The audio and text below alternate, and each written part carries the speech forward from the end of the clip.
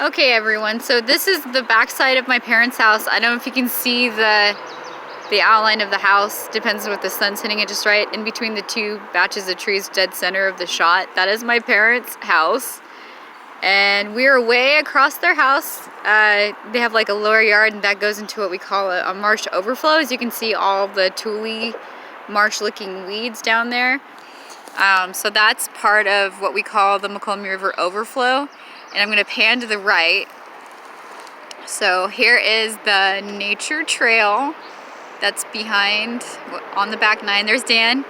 He's setting up targets so we can go plinking. He has begged me for years to go plinking with him.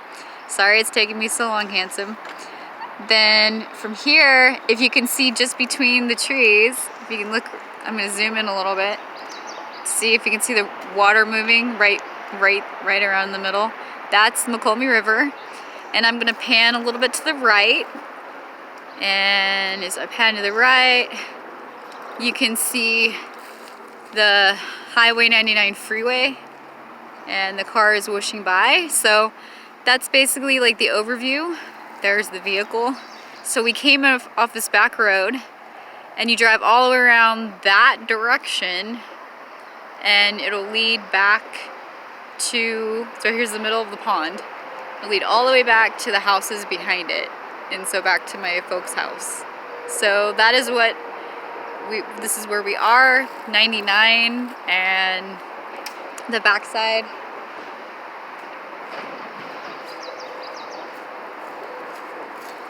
So, yep, this is what we call Vigil Villa, the house. That's Vigil Villa, and yes, Dan corrected me, it's actually the Vigil Acres is where we are, otherwise known as the back 9. So we're just setting up to go plinking. We try to come out here when there's not a whole lot of people. Actually, technically, we're the only ones who are allowed to be out here. We do have people that are living, we're just gonna say this nicely, naturally. They live in nature. They don't live in homes. They want to live by the river, and that's their right, but they are not allowed to cross that little gate right there, if you can see it behind the vehicle.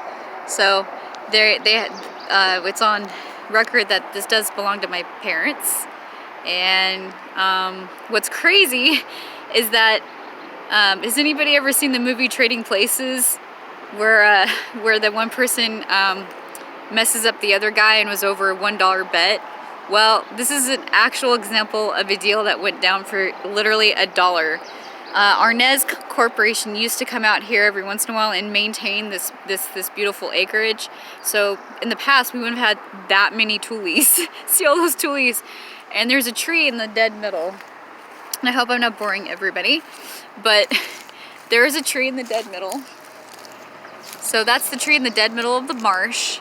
And it's so big and overgrown, you can't even tell that it's by itself anymore because there's just so much more trees that are trying to grow up on top of it. But it used to be well maintained, and all this stuff right here, I'm going to shake all the stuff down here, was actually cut down so you could actually see the little island that the tree sat on. And we used to paddle out into the middle of the marsh to get to this tree. We call it Blood Brother Island, because when we were kids, my brother and I went out there and he got off and he cut his finger and started bleeding. So we called this the Blood Brother Island.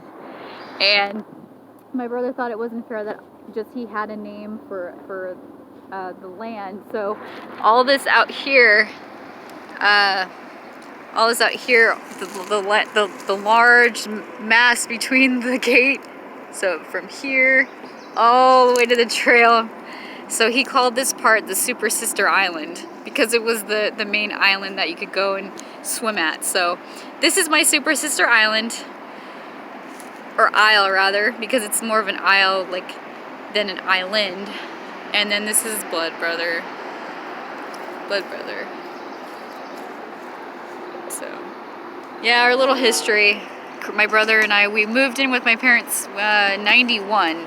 And it wasn't until 2011 that this part... You moved here in 91? Yeah, we moved here... I graduated high school in 91. You hear that? Dan said he graduated high school in 91. Wow, you are old. choice. And but so yeah, we've lived here since 1991, and it wasn't only until 2011 that we actually owned the rest of this back area. The understanding is that we would try to maintain the area so that it didn't get, you know, arsoned or littered, and so, you know, we just, for a long time we had to kind of fight with people that wanted to kind of loiter back here because they didn't realize that it now belonged to us. So we're not trying to be mean. I believe that it's anybody's right to want to live off the land. It's just that that specific area all the way to the gate is ours because we paid for it. You know, we paid, you know, my parents paid for it, so you have to respect people's private property. Yeah, there's a lot of homeless So, here. So yeah, and I was just saying, yeah, that they have every right to be here, but there's certain areas where they need to stay within. So, but yep, so that's the house, and it's got an upper and lower yard, but it's kind of hard to see from here. So, all right, so we're just setting up to go plinking, and you know, it's very important, ladies, to, you know, try to, you know, get interested in what your husbands are interested into, because not all husbands like want to hang out with their wives, and this isn't my like first choice to spend a Sunday afternoon. However, shopping's not always my first choice. and yeah, so yeah, Dan's like going to the mall is not always his first choice either. For me, it's more of a fear factor than anything, you know, just little things that could go wrong when you're, you know, Out here shooting. out here, you know, plinking, you know, and then of course you've got, you know, people that sometimes sneak into this area. You don't want to have any confrontation with them. Another thing too is the neighbors. Be ready, by the way. I'm sorry to interrupt you. Uh-huh. Also, be ready. This isn't a plinking gun. This is a 6.5. You're not shooting that though, No, I'm right? not shooting Okay, this, well is in put it case you down, get mobbed or please. anything like that. Make sure you're ready, because you don't know what I understand that, but I agreed to start out with plinking guns. Yeah. Well, these two here, this one and this one are both 22s, and the one in the middle is a 177. They're both pellet guns. I know we're doing pellet pellet guns. guns, but we have other guns for protection. I understand that, but I'm just Right. not telling you that. So, can you film me for a second? Yeah, great. Okay. So I didn't really want to go too much into the whole story why I don't go target shooting with actual guns, but I just wanted to make a reason as to why it took me so long to agree. Is that when I was literally 6 to 7 years old, my parents took us up to Susanville to see friends of the family, and we actually went out actually target shooting out in the middle of nowhere up in Susanville. Okay, we're talking about high desert. We're talking high desert, which there's nobody around, no threats. But I had no idea that the biggest threat would be what I was holding in my hand. So I ended up taking a shot at a can, and unfortunately the gun malfunctioned, and it actually slid back. It just went, and it actually. Where did it get you? It got me here in my thumb. It's the trigger. It malfunctioned, slid back, and it sliced my thumb right here. Ow. So, and how old were you? And I was 6 years old. Now, that's really traumatic for a 6-year-old. Like, you would think that you would have a ricochet situation or something like that, but no, this was the gun malfunctioning. So, unfortunately, I'm a little apprehensive to get back into the whole plinking other than BB guns, but I told my husband that I would give it a shot today. So that's why I'm here. Now, don't get me wrong, you can take me to Disneyland with those little, you know, rifle ranges, take me to laser tag, I'm all for it, but there's certain things that I have a fear of, and I think it's only to be expected.